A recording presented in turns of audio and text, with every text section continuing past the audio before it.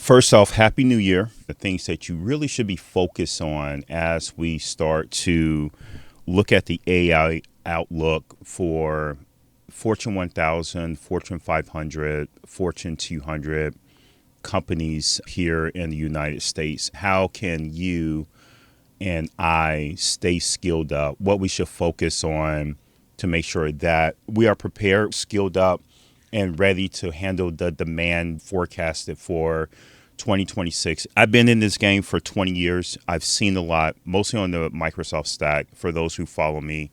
One of the things that I noticed back in 09, in 06 or 07, I got caught up with not being aware of the technology shift happening. It was Content Management Server 2002, and everyone was shifting to SharePoint. SharePoint was becoming a portal where they could build platforms and business apps on top of it. It was almost like the operating system for business applications, intranets, content management, and document management. I got sidetracked. And that's what I'm seeing here in 2026. I'm seeing a lot of people getting caught up and being sidetracked because they're comfortable with the way that they're used to making money with their career as a consultant or as an independent or as a technical lead developer, architect within a consulting firm. The writing is on the wall. Everything is shifting, and it's shifting fast.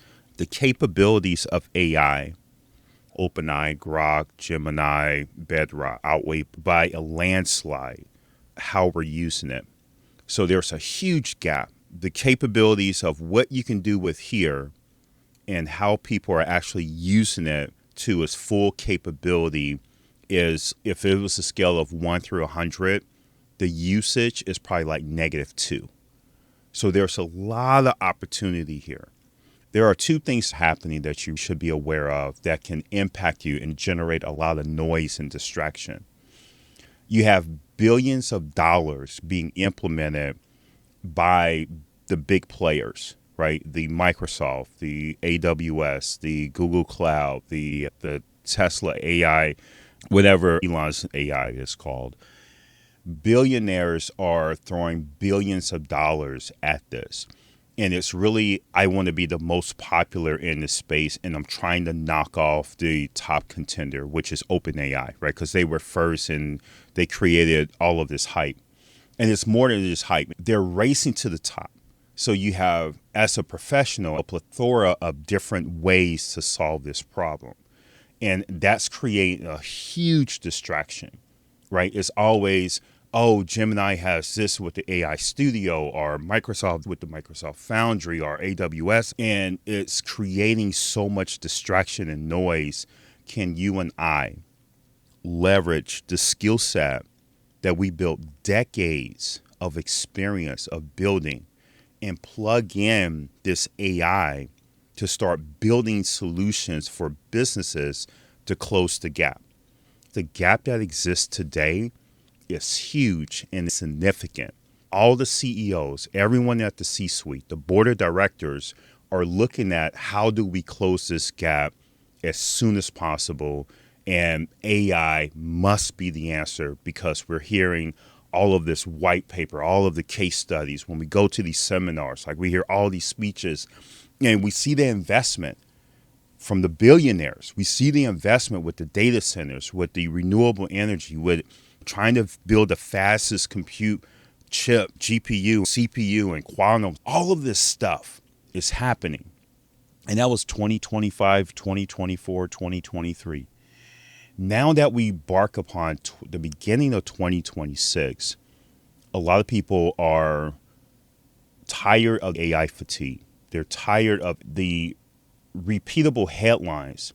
AI is going to take over. AI is going to take your job. And AI is not going to take your job. Someone that knows AI is going to take your job. Like all of the repeatable stump speeches that feel like a political campaign. But there's a fatigue now. Like people who actually do the work and move the needle on productivity and make real business decisions that drive their business one way versus the other. And I'm talking Fortune 500, Fortune 50, Fortune 1000, whatever the case may be. They're burned out. They're really saying, okay, enough with the talk. We need evidence. We need know-how. We need real framework. We need real people, engineers, to actually implement this. We're done talking about it. We're done hyping and speculating. It's now time to implement. It's now time to move the needle. Why is that so much pressure? It's because if you don't do this, those who implement it in the most effective way are going to annihilate their competition. Hands down. No questions asked. It's almost the Blockbuster versus the Netflix, the Amazon versus the Sears. Those who embrace, and back then it was e-commerce and automation.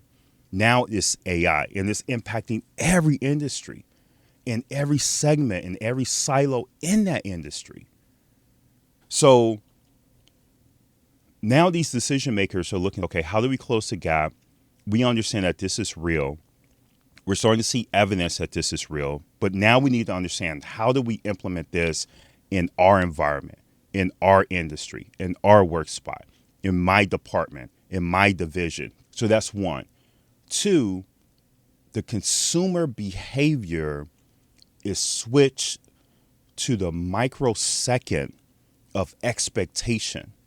You saw this with Christmas, right? Ordering stuff, right? One is convenience and time. Convenience and time is the number one driver, right? So even with Amazon, convenience and time.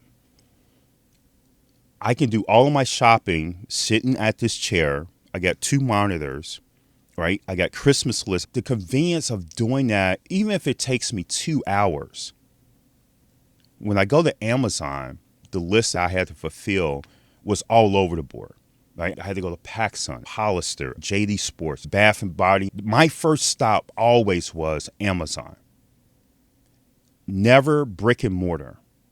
Never fighting the crowd. Never Black Friday waiting in line wrapped around the corner to get the 80-inch plasma TV. Waiting in line, sleeping and camping out in front of Walmart for the VCR. We're not doing that anymore. Consumer behavior has shifted, but a lot of these businesses are operating almost as if the consumer's going to wait for them until their competitor can do it faster, cheaper, and quicker. That's what's keeping the C-suite up at night. Consumer behavior expecting next day delivery or even same day delivery. That's why Instacart, DoorDash, Grubhub, Uber have taken off. Consumer behavior is microsecond. We need it now. It's not just B2C, it's also B2B. Because if you're operating at B2B and that B2B is operating to another B2B, they're eventually servicing the B2C. It all leads to the consumer. So if the consumer behavior is, I need it yesterday, and you're still operating on a 1-week lead time, a 2-week lead time, and I'm not just talking about distribution, this applies to all pieces of the puzzle. Project management, infrastructure, setting up the compute, setting up the platform, idea to production in a matter of days versus months, right? So that lead time is quickly shrinking. And it's just a matter of the competition who figures it out first in your industry, who's going to take over your industry, because you won't be able to compete. And once they take off, it's a wrap. If you're just getting started and they're on their second or third cycle of iterating through, getting better, fine-tuning, getting quicker, there's no way you can catch up. And you see this even with AI. OpenAI is light years ahead of everyone else. Tesla's light years ahead of everyone else. SpaceX light years ahead of everyone else. Starlink light years ahead of everyone else. So these companies are on their third, fourth generation of figuring out how to ship faster, how to get things smarter, how to get the AI. And some of these billionaires are trying to throw money at the problem. And guess what? That doesn't work. You hit a point where it's too many chefs in the kitchen. You just can't catch up. It's way too late.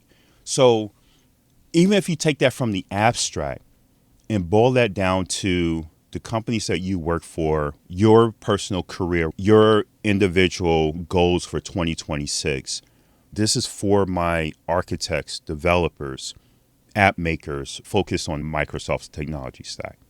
That's the only focus I have. And so far, it proved to be a good bet. Microsoft is in 97% of the Fortune 500 companies. Now, those companies are looking like, okay, we already have 365 here with Office, Outlook, and Teams. Now we just need AI incorporated with this. And Microsoft said, okay, cool. We got Copilot. We have Azure AI Foundry. We have all these other enablers to allow you to implement AI in your existing setup. You don't have to convert over for the AI go to Google Cloud or to Bedrock or Azure. For AI do a business application or a business premium service with OpenAI. You don't need to do that. We've already incorporated that into your existing platform, which you're already paying for. In most scenarios, it's there. You just need to configure it, have a consultant engineer to help you implement it. That's just to turn it on, right? Integrating a new plumbing within the organization or infrastructure. Now we got the main pipe there and we hit the lever and water is gushing in. You still need to figure out how to get it from this main source into these other areas of your business that affect how you do business, right? To unlock the bottleneck, to speed up this process that was normally taking us 7-8 days to 7-8 hours. How do we do that with AI? How do we solve our common business problems with this new modern AI tech? And who's going to be that catalyst to understand the tech, speak bilingual, tech and business, understand our business, and help us bridge the gap? That's the demand that's going to be for you and I. How do you prepare yourself? What's the skill set needed to prep for that demand? Now, I've been building AI solutions, right, in the background. I can tell you one thing for certain. There's a ton of noise out there that's keeping you distracted. And I don't know if it's intentional. I don't know the reasoning behind it. It could just be happenstance, but it's a huge distraction. I'm going to give you one play to block all of that noise. Get extremely skilled up because there are some nuances you have to master in this game. If you don't master them, then you're not going to be in the best position to be that authoritative figure in your work spot or take your career to that next level because you're the one who actually gets it and actually gets results. The talk, the speculation, reading white paper, regurgitating what you read, I know that's not what you and I do. But the other 97% is doing. And it's extremely frustrating. And for someone who's a practitioner, when I hear this, I can tell they're just regurgitating what they read. They're not putting boots on the ground and implementing this stuff. So this is what we're going to do. We're going to focus on 365. We're going to focus on the new name, Microsoft Foundry, AI Foundry, whatever. The AI that's hosted in Microsoft, right? And the reason why we do that is because we don't want to build a business solution and now start pumping business data, vendor data, client data to an AI bot model hosted by a third party. Because your data security officer, your cyber security officer, your information security officer is going to throw all kinds of like, okay, we're sending this data to this third party. What are they doing with it? Are they logging it? Are they keeping it? It's a black box. You can't control it. What Microsoft does is say, here's the same smarts used by ChatGPT, the OpenAI models. We're going to give you a copy within your Microsoft 365 Azure tenant. And we're going to tuck it away in a service called Azure AI Foundry. From there, you can configure it. You get an API endpoint. You have security around it. You have token usage around it. So that's that big plumbing pipe I was talking about. They're going to give you that pipe and the lever to turn it on. And I'm going to walk you through how to set that up. I have a brand new minted tenant that is commercial. I'm paying for it. There's a few configurations, but not enough for you to get lost. We're going to walk through the configuration for your subscription, Research Group, and for your Azure AI Foundry. If you click and let the wizard create this for you, you're going to get way more overhead, and your monthly expense is going to be more than what you're using. So we're going to scale that down to the bare metal without compromising the quality of the AI model we want to leverage. Before we even do that, we're going to do an architecture design on the whiteboard. This is what we're creating. This is how Power Automate plays in this factor.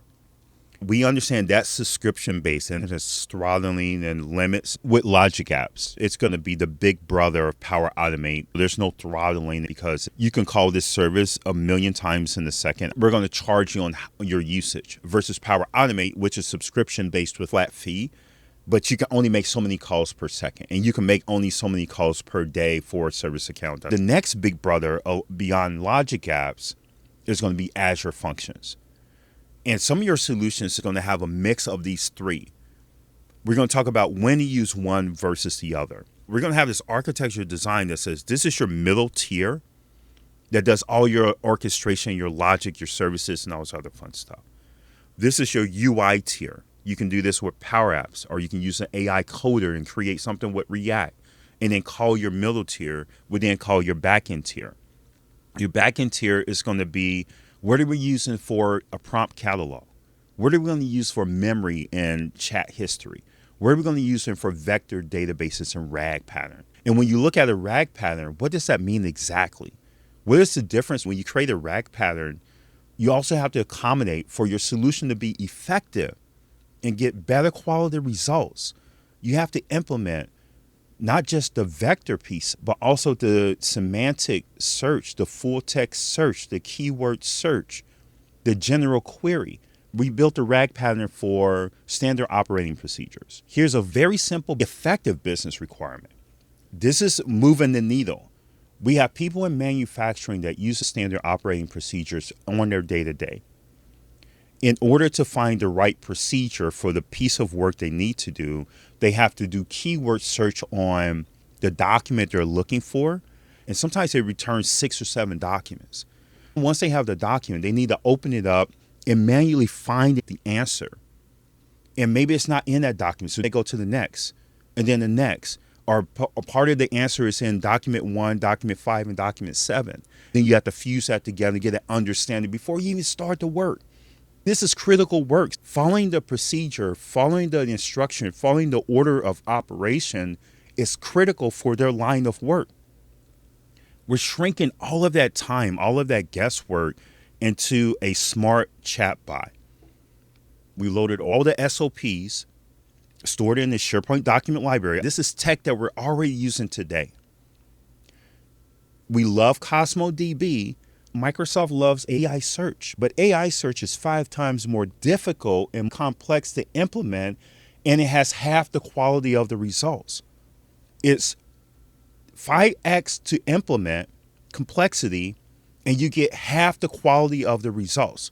So the effort and implementation is not worth, you actually get less quality compared to Cosmo DB, which is very straightforward to implement, extremely flexible because it's NoSQL. You can store many different entity types in one container, and you get vector, full text search, keyword search, query analysis, and back to the SOP. Some of the questions is, I'm working on this product. I need to find the way to do X. 2 main changes happen in that scenario from an end user perspective. 1, the question is not keyword search.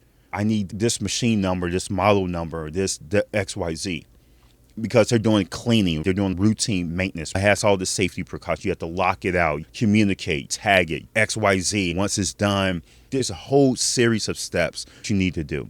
And it spans across many different documents. One document is focused on the safety aspect of it. Another document is focused on the communication piece of it. What you have to tell the client, what you have to tell the product owner, what you have to tell the sales team, how much lead time do you have to give them, and when can you do this lockout procedure, like the day of the week, the day of the month, all this other stuff. So that's a separate document. And then there's the actual cleaning instructions, right? From an end user, it goes from keyword searching to this is what I'm trying to do. It's a scenario-based inquiry. It's this is the machine I'm working on. I'm doing the clean out on this segment of the machine, and you give that to the AI, it's going to give you the documents, but it's not going to give you, oh, here's the documents. Good luck in finding what you need in these documents. In addition to the documents, it's going to give you the answer. First, you need to do this, then this, then march it all the way down. When it tells you what to do, these are documents where it found that instruction. It's only giving you feedback from the documents in the SOP library. It's not getting creative and saying, if you're doing clean out, you probably should do this and go out to the internet and find some arbitrary instruction. This is a machine for this company, for this particular model, for this version. These are very distinct, concrete instructions on how to get this work done, right? So built that, made it available for everyone on the shop floor. And most of these are deskless users, right? E3 licensing, premium or basic licensing. Like some of these folks, all they have is an email address. So they can check email. Maybe they have access to SharePoint. So they have access to the intranet. Some of us marketing, Microsoft marketing, Copilot. Okay, you got 200 people on the shop floor. Copilot's $30 a user per month. Do the math on that for this one solution. CFO, that's a non-starter. But for you and I, with the skill set that we know, we're going to build this. You don't need Copilot. We're going to host it in Azure. We're going to use Logic Apps for our middle tier. And our LLM, our large language model, is going to be in Microsoft Foundry. No additional license seats needed. And you're paying for usage. If you get high usage, you pay for that. If you got no usage, you don't pay for that. It's not subscription-based where you pay regardless if you're using it or not. The site, not just the cost, but the scale and building what they need. And we have access to the levers and the knobs and the buttons to fine-tune this thing to get it down to where we need it to be. That's the skill that you need. So in this architecture of design, Power Automate plays, Logic App as the big brother, Azure Function as the biggest brother. This is how you implement your large language models in Microsoft Foundry. Here's the difference between the different models. Some of us are, hey, I don't know what I need, so I'm going to go with the best of the best, and you're paying way too much for your tokens. Here's another one with the SOPs. 6,000 SOPs. These SOPs range from 1 page to 8 pages, sometimes 15. It's a mix. You're not running all 6,000 files for OCR and tagging and metadata and all this other good stuff through a standard model. Extremely expensive. That's like using a semi-truck to make DoorDash deliveries. It's the wrong vehicle for the situation. Knowing the difference in the models, understanding how do you do batching with these models, the standard model versus the mini model. When you're doing standard, the level of thinking that you need. When you're looking at these models, understanding that there's a transitioning happening between the chat completion endpoint and the AI responses endpoint, where the responses is the latest model, but the payload is different than the chat completion one. How does that impact your overall schema, your overall technical design? The other thing, I'm a huge advocate of this. When we build these solutions, we're not building them for one solution. We're building it for scale. That's why we spend a lot of time on the technical design. That may be like 2 or 3 videos. With the technical design, you want to make sure you have a really good baseline and you can apply it to many different business scenarios without having to repeat it. It's a common service.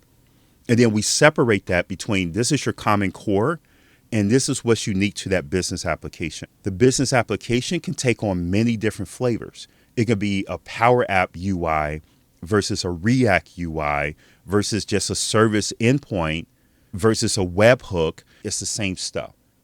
I need to send this message array to this large language model and get a response. What model do I use depends on, am I doing batching? Do I need something with deep thinking? In this Common Core, we use this for chatbots, document processing, generating competitive news announcements and storing that in SharePoint, sending newsletters, smart targeted newsletters to a group of people. We're integrating with CRMs and making heads or tails with client profiles, vendor profiles, like all of this other stuff. And this Common Core remains consistent.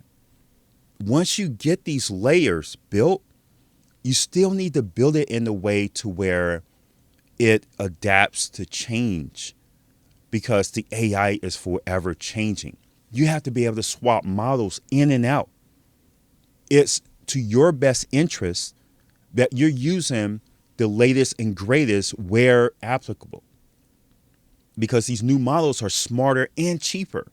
So if you're doing the same process on the older model and you don't have a framework in place to upgrade, you're burning money for no reason and you're not getting quality results.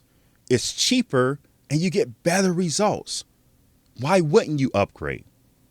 It's your fault if you're not upgrading and you're not pushing them right. We know better. We take that responsibility. So in this next series, we're going to build a technical design on how to build this repeatable pattern that's going to give us a framework to build smart business applications in Microsoft 365 using a private large language model, everything hosted in Azure, everything stays within your tenant, keeping things private, keeping things safe. We're going to unpack it one by one.